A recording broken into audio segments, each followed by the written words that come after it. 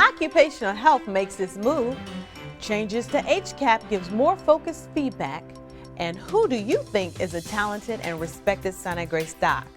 These stories and more coming up next on Sinai-Grace Today. Hello, I'm Melanie Moss. Occupational Health is unpacking at its new location in a professional office building, Suite 430. The department is open from 7 a.m. to 3:30 p.m. Monday through Fridays.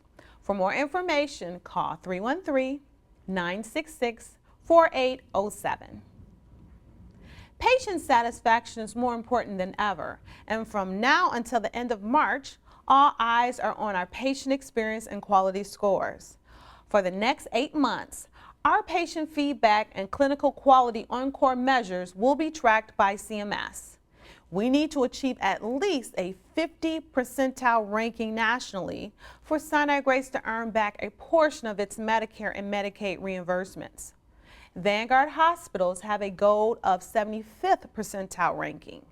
Meanwhile, there are changes as to how our patient satisfaction surveys are conducted. In the past, they are mailed out. Now, inpatients will be asked over the phone about their experience at Sinai-Grace Hospital. Patient experience scores from inpatients will be based solely off the phone HCAP survey. We will no longer conduct press-gaining surveys for inpatients, although we will continue using the mailed press-gaining surveys for outpatient ancillary services, outpatient surgery, and ER. Attention doctors, you can cast your 2011 Top Doctor vote at ourtopdocs.com. One-time voting is open now through July 29th to state-licensed doctors in Wayne, Oakland, Macomb, Washtenaw, and Livingston counties. Remember, you are voting for the doctors you wouldn't hesitate to recommend to family or friends. Cast your votes and we'll enjoy the results when they're published in the 2011 October Our Detroit magazine. Sinai-Grace Hospital is just weeks, if not days, away from a visit from the Joint Commission. We've had a huge push to become regulatory ready.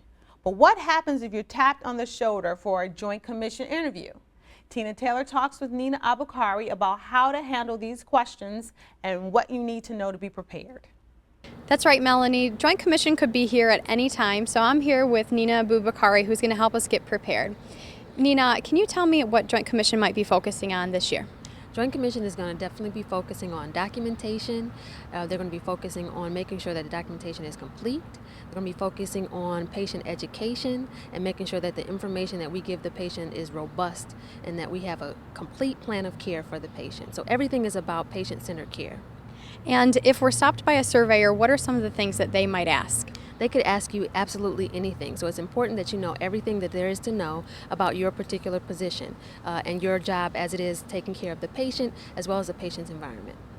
And is it ever okay to say, you know what, I'm sorry, but I'm really busy right now, I can't talk yet? The surveyors are generally going to look at what you're doing before they approach you, and so they're going to kind of gauge whether or not it's appropriate to come and ask you questions at that time. So certainly if you're in something or engaged in something where you can't stop and talk to a surveyor, you can definitely say, I can't stop right now. But in general, you should be able to talk to a surveyor when they come up to you. Mm-hmm. And in terms of when they're coming to see you and they're asking you questions, should we be nervous or what should we be thinking? Don't be nervous. You want to be cordial to the surveyors and let them know that you're there to take care of the patient and the patient's environment. Mm-hmm. And it should be an easy process. It's something that we're used to. If you are new to Sinai-Grace, just don't be nervous and don't run. But they will be cordial to you and just want to know what you're doing for the patient.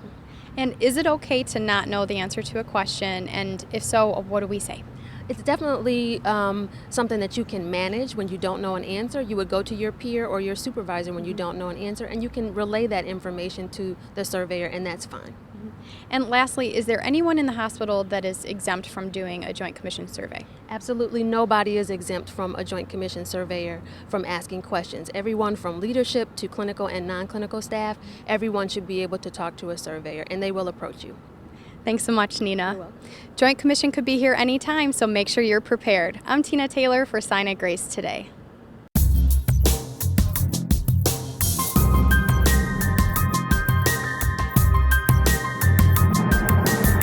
When it comes to fitness, the slogan, no pain, no gain, is it true?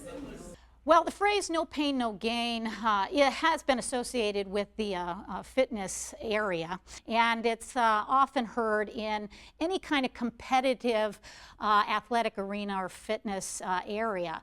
So athletes do have to work very hard, and they do have to push themselves to the limits in order to be able to be successful in being very competitive and reaching their peak. However, for most of us, getting off the couch, starting to exercise is going to require effort. And if we want to equate pain with effort, then what I would say, if you want to be healthy, then no pain, no effort, no gain. So that phrase, as far as fitness, is true.